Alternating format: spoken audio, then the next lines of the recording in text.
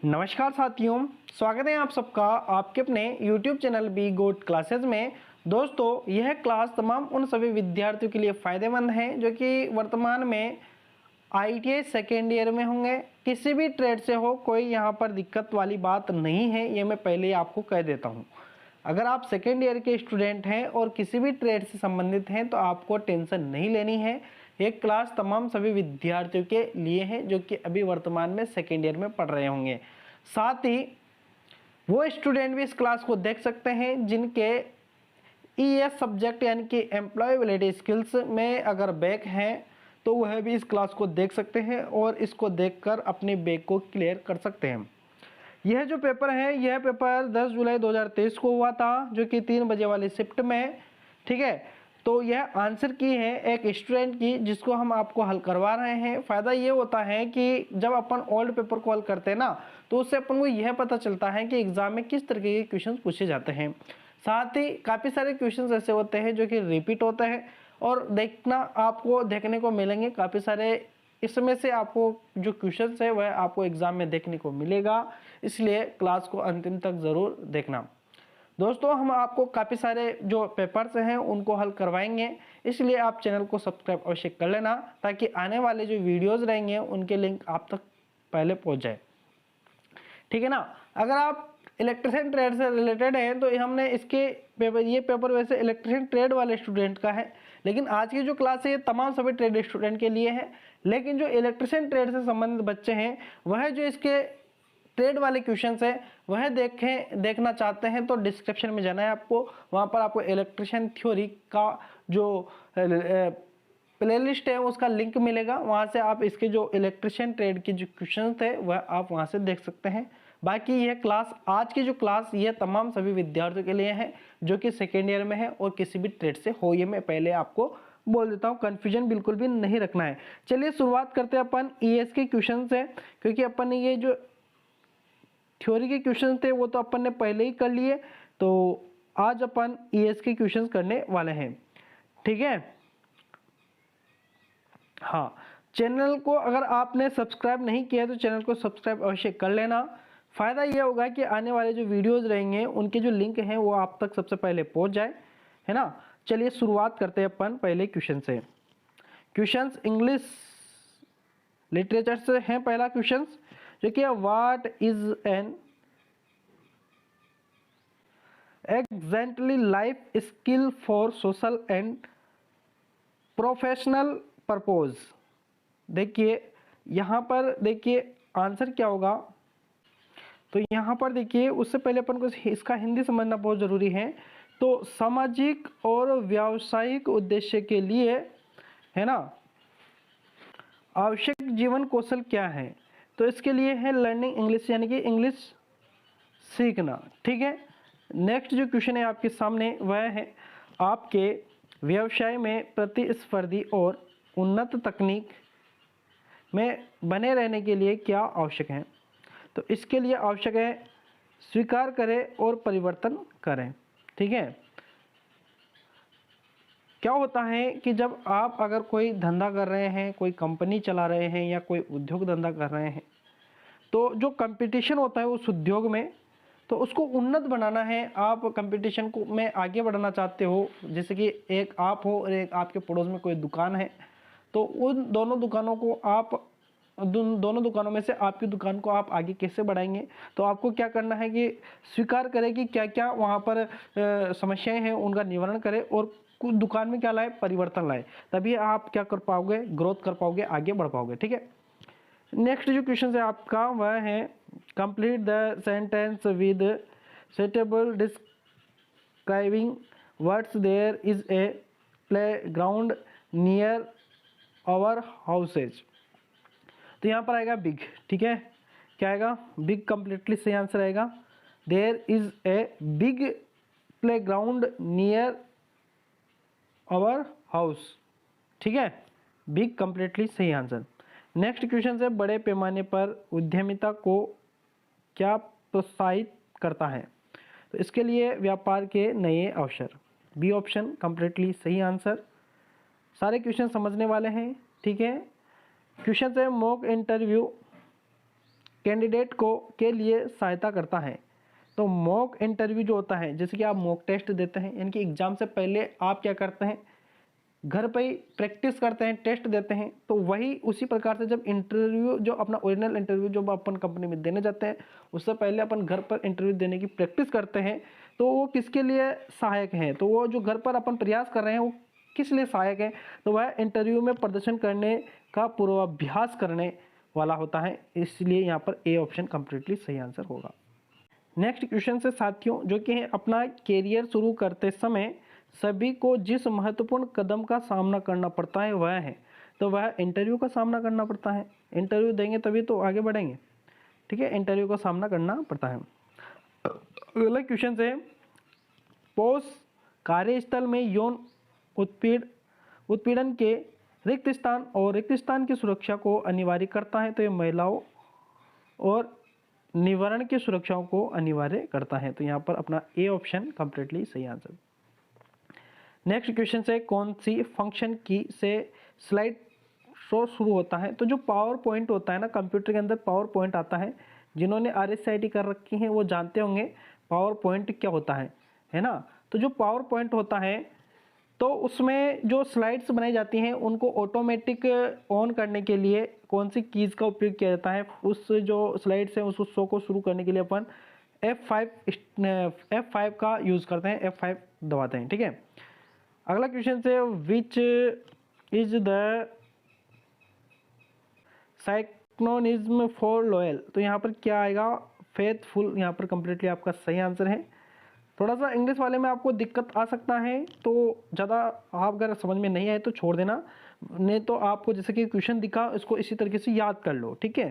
काफ़ी सारे स्टूडेंट के समझने में इनको दिक्कत आएगा, लेकिन फिर भी ये एग्ज़ाम में तो आएंगे, इसलिए इनको आप जैसे तैसे जैसे भी याद कर सको कर लेना, है ना, घबराना नहीं है।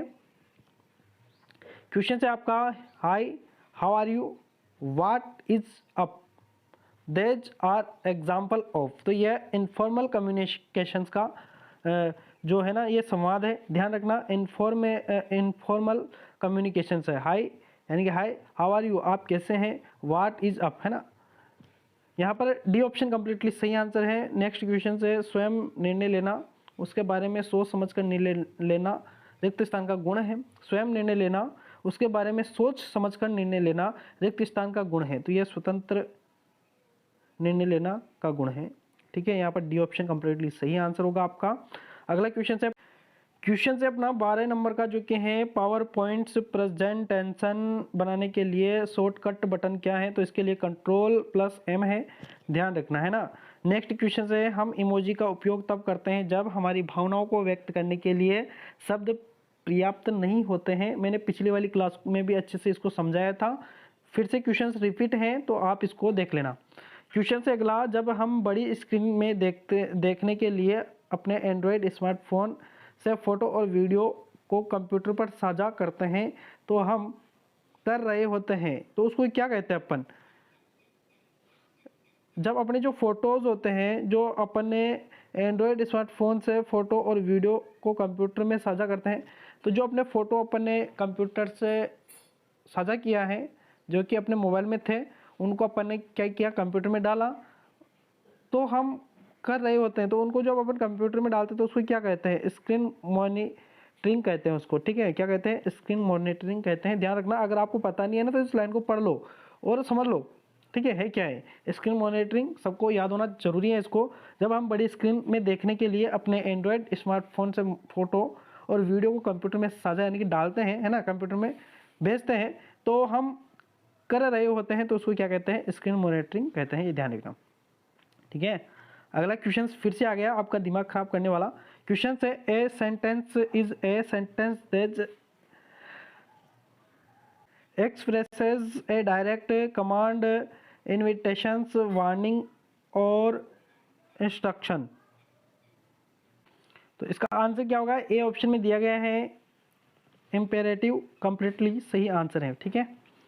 नेक्स्ट क्वेश्चन है, साझा करने के लिए बोलकर या लिखकर शब्दों का उपयोग करना, सूचना, विचार या विचारों को कहा जाता है। रिक्त स्थान संचार, तो इसको मौखिक संचार कहा जाता है, ध्यान रखना, मुंह से कहा गया संचार। अगला क्वेश्चन, वैसे इस पेपर में काफ़ी सारे जो क्वेश्चन है ना इंग्लिश वाले आए थे, ठीक है। तो थोड़ा सा ये हार्ड पेपर बन जाता है जब इंग्लिश वाले आ जाते हैं, क्योंकि ITI स्टूडेंट काफ़ी सारे ऐसे होते हैं उनको समझ में नहीं आता है, ठीक है। इंग्लिश क्वेश्चन है, when you speak to your supervisor you should be, यानी कि जब आप है ना अपने सुपरवाइजर जो होता है कंपनी में, उससे अगर आप बात करते हो, वार्तालाप करते हो, तो उसको कौन सा कम्युनिकेशंस कहते हैं, तो उसको फॉर्मल कम्युनिकेशंस कहते हैं, ये ध्यान रखना। कौन सा कम्युनिकेशन, सुपरवाइजर सब शब्द आ जाए तो ध्यान रखना फॉर्मल आपको कंप्लीट से आंसर करना है। अगला क्वेश्चन है, कौन सा उद्यमिता का कार्य नहीं है, तो बेरोजगारी सृजन करना ये उद्यमिता का कार्य नहीं है। अधिक रोजगार सृजित करना यह है। राष्ट्रीय आय बनाए यह भी है और नवाचार भी है, लेकिन यहाँ पर बेरोजगारी सृजन करना यह नहीं है, तो यही आपका यहाँ पर कंप्लीटली सही आंसर होगा। नेक्स्ट क्वेश्चन है, when you start A discussion on A topic, यानी कि आप एक टॉपिक पर डिस्कशन स्टार्ट करते हैं तो व्हाट डू यू से, तो उसको कहेंगे अपन लेट्स डिस्कस। क्या कहेंगे? लेट्स डिस्कस उसको कहेंगे, ठीक है। अगला क्वेश्चन है, आपके करियर के विकास और स्थिरता के लिए क्या आवश्यक है, तो नए कौशल सीखना यही आपके जो करियर है उसके विकास के लिए, स्थिरता के लिए आवश्यक होता है, ठीक है। Build new skill. क्वेश्चन है 21 number, fill in the blank with correct past tense of the verb. तो यहाँ पर सही जो वर्ब है ना वो कौन सी लगेगी वह यहाँ पर पूछा जा रहा है। यहाँ पर यह सेंटेंस दिया हुआ है, वाक्य दिया हुआ है, तो इस वाक्य में कौन सी यहाँ पर सेंटेंस लगेगी। I am moving yesterday. अब देखिए यहाँ पर येस्टरडे आ गया ना, यानी कि बीता हुआ कल। जब बीता हुआ कल आ जाता है तब आपको जो सेकेंड फॉर्म लगानी होती है, तो वास्ट यहाँ पर कंप्लीटली सही आंसर होगा। विल ये फ्यूचर के लिए लगता है, विल है ना, और ये आई के साथ एम लगता है, लेकिन यहाँ पर वाचिंग नहीं। ये अगर यहाँ पर मैं इस तरीके से आ जाता जैसे कि मैं अभी पिक्चर देख रही हूँ, तो यहाँ पर आई एम वाचिंग आता है ना, और मैं पिक्चर देखने जाऊँगा। अगर यहाँ पर टुमारो होता तो यहाँ पर सी आ जाता, सी वाला हो जाता, लेकिन यहाँ पर यस्टरडे है इसलिए यहाँ पर क्या आएगा, वास्ड आएगा, है ना। मैंने कल पिक्चर देखी थी, ठीक है, मैंने कल एक पिक्चर देखी थी, ठीक है। अगला क्वेश्चन है, केवल आनंद के लिए गाने सुनना किसके तहत कहलाता है, तो यह सराहनीय रूप से सुनना कहलाता है, ठीक है। ए ऑप्शन कंप्लीटली सही आंसर। अगला क्वेश्चन से, पदोन्नति को आमतौर पर कैसे माना जाता है, तो पदोन्नति को योग्यता और अनुभव के अनुसार माना जाता है, ठीक है। जैसे कि प्रमोशन, पदोन्नति का मतलब होता है प्रमोशन। प्रमोशन कैसे दिया जाएगा, तो आपकी योग्यता को देखा जाएगा, आपके अनुभव को देखा जाएगा, यानी कि क्वालिफिकेशंस एंड आप एक्सपीरियंस को देखा जाएगा, तभी आपको क्या किया जाएगा, पदोन्नति, यानी कि पद से उन्नति, यानी कि आपको प्रमोशन दिया जाएगा, ठीक है। नेक्स्ट क्वेश्चन है आपका, complete the sentence with suitable describing word, यानी कि देखिए यहाँ पर भी आपको देखना है, इसको समझना है। The area is as the house in it cost a lot of money, यानी कि यहाँ पर क्या आंसर आएगा, डी ऑप्शन में दिया है, पर एक्सपेंसिव होगा क्योंकि यहाँ पर डी ऑप्शन में दिया गया है, ध्यान रखना, ठीक है। अगला क्वेश्चन फिर से आ गया इंग्लिश वाला। देखिए इस पेपर में काफ़ी सारे इंग्लिश वाले क्वेश्चंस आए हैं, तो बच्चे के काफ़ी सारे गलत हो सकते हैं। इस तरीके का अगर पेपर बनता है तो ये हार्ड पेपर माना जाएगा। क्वेश्चन है, complete the sentence with suitable describing word, there is a garden with lovely flower, यानी कि देखिए यहाँ पर लवली फ्लावर के लिए यहाँ पर ब्यूटीफुल आएगा, है ना, beautiful garden with lovely flower, तो यहाँ पर ब्यूटीफुल आएगा, ठीक है। डी ऑप्शन कंप्लीटली सही आंसर होगा, ठीक है। तो यहाँ पर 25 जो क्वेश्चन थे ईएस के वह तमाम क्वेश्चन हमने करवा दिए हैं, ठीक है। क्लास अच्छी लगी हो तो लाइक कर देना और अपने मित्रों तक जरूर शेयर कर देना, ठीक है। और चैनल पर नए हो तो चैनल को सब्सक्राइब अवश्य कर लेना। मिलेंगे नेक्स्ट वीडियो में, तब तक के लिए धन्यवाद, शुक्रिया।